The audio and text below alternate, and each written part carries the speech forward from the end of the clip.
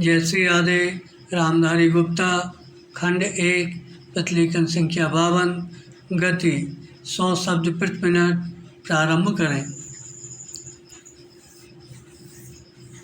महोदय, यद्यपि योजना के अंतिम रूप पर यह औपचारिक बहस अब हो रही है, हमने योजना के प्रारूप के बारे में काफ़ी ब्यौरेवार विचार किया था। विराम।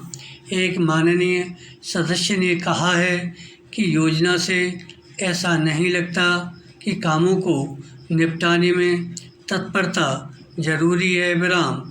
मैं समझती हूँ कि योजना के प्रारूप और उसके अंतिम रूप में यही अंतर है।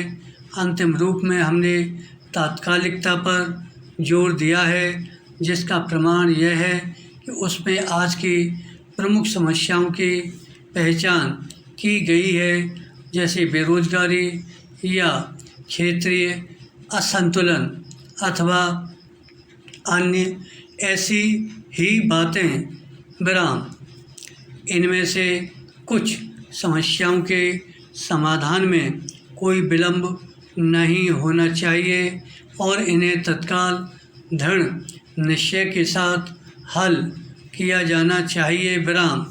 लेकिन कुछ परिस्थितियां ऐसी होती हैं जिनमें हमें काम करना होता है। कुछ मान्य तरीके हुआ करते हैं।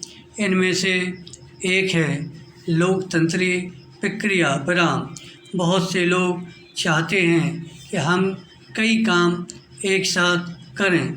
इनमें से कुछ के बारे में हम सहमत भी हैं कि वे सही काम हैं, लेकिन हम लोकतंत्री प्रक्रिया के प्रति वचनबद्ध हैं। हम जनता की राय से काम करने के लिए प्रतिबद्ध हैं। हमें अधिकाधिक जनता और पार्टियों को अपने साथ लेकर आगे बढ़ना है। विराम। मैं समझती हूँ अगर इससे हमारी गति कुछ धीमी भी रहती है तो भी हमारी प्रक्रिया को बल मिलता है और हम जो भी काम हाथ में लेते हैं उसे बल मिलता है। मेरा दूसरा तरीका मिश्रित अर्थव्यवस्था का है, जिससे शायद कुछ लोग सहमत नहीं हैं, लेकिन जिसे हमने अपने लिए निर्धारित किया है। विराम। ऐसी अर्थव्यवस्था की अनेक त्रुटियां भी होती हैं, लेकिन हमारे देश में आज जो परिस्थिति है उसमें हमारी सरकार, हमारी पूर्ववर्तियों और आज के सहयोगियों ने यह अनुभव किया है कि हमें इस तरीके को अपनाकर चलना चाहिए।